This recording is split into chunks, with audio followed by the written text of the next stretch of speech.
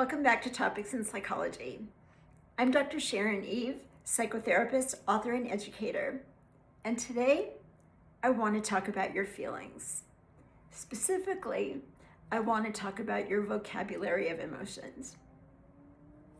I remember as a grad student, walking around campus on a beautiful sunny Southern California day, and I asked myself, what was I feeling at that moment? And I got to tell you, I didn't come up with a lot. So let's look at how that happens for us in our younger lives, how we don't develop much of a language of feelings, how it manifests for us, how it affects our life today, and what we can do that will enhance our vocabulary of feelings, which will have a good result on how we care for ourselves and how we communicate in our relationships. So let's go back to the beginning for you. Did you grow up in a house where people, first of all, paid a lot of attention to you? Or was there more of a focus on the parents and not so much on the kids? And did anybody use feeling words so that you could learn them? If you were sad, for somebody to reflect back to you, you're sad. Or if you're frustrated, to have somebody say, oh, I see you're frustrated right now. What do we need to do to care for you? What happens when you don't grow up with a broad vocabulary of feelings? The ones that you identify are usually the pretty strong, severe, extreme emotions. You can identify when somebody's enraged. You might notice when you're angry that you don't notice it when you're starting to be angry, that you notice it when you're about to erupt like a volcano. And instead of feeling a bit of grief or some sadness, you feel depressed. Those more extreme words can be really useful at times, but it doesn't help us understand the mild feelings that we might have that come at the beginning, and then maybe more moderate version of that, and then we erupt. If we can identify it early on to get good at that, if I'm feeling unsettled, if I'm feeling not too safe, if I'm feeling kind of lonely, when I identify those things, I can start to ask myself, well, given that, what do I need? Our feelings are here to tell us about what we need to be safe and happy. So if we don't have that language, it's harder to take care of ourselves and figure out what we need. When you've grown up in this kind of environment, don't have a very broad set of words to describe what you're feeling, how does that affect your life currently? My experience is what happens is that we don't often know what's going on with us. By being able to identify, oh, this is unsettling for me, or I'm feeling a bit lonely today. Our feelings are there to tell us about who we are and what we need and what directions we might want to go. They're critically informative. The extent of our vocabulary in present time influences how we take care of ourselves and how we're able to communicate in relationships.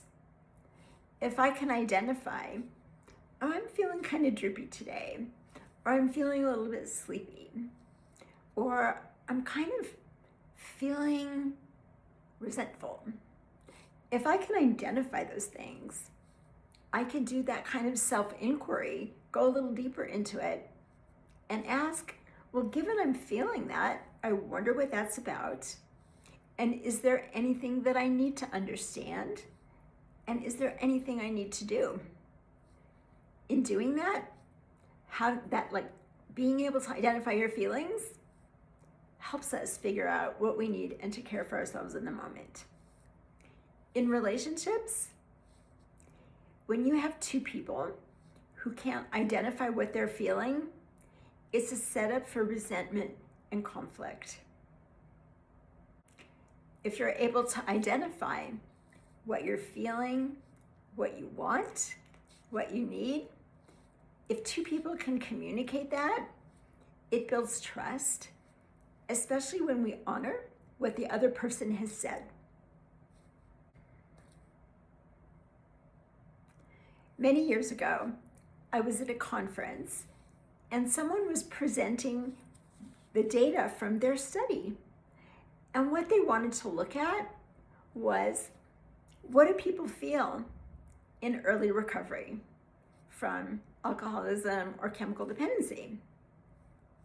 So everybody had a watch. This was back when we didn't have the technology we have now. They would have a watch that would beep every hour.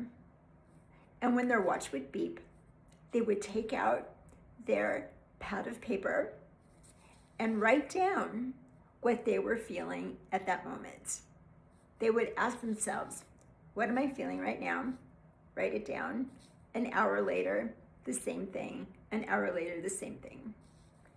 I thought it was an interesting study, even though I think the results got kind of messed up, because most people in early recovery don't stop and ask themselves every hour, what am I feeling right now? But what happened to them is they got better and better at identifying their feelings. So that's the first thing you can do, is make understanding your feelings important. Find yourself a feelings list, a list of emotions, and not just any list. Specifically, I want you to find a list with all kinds of categories: happy feelings, sad feelings, angry feelings, agitated feelings. And I want the list to be divided into mild, moderate, and stronger feelings.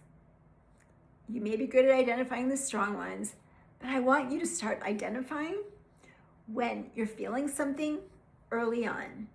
Because if you want to intervene to take care of yourself, it's much easier to do that before you've become completely unresourceful, enraged.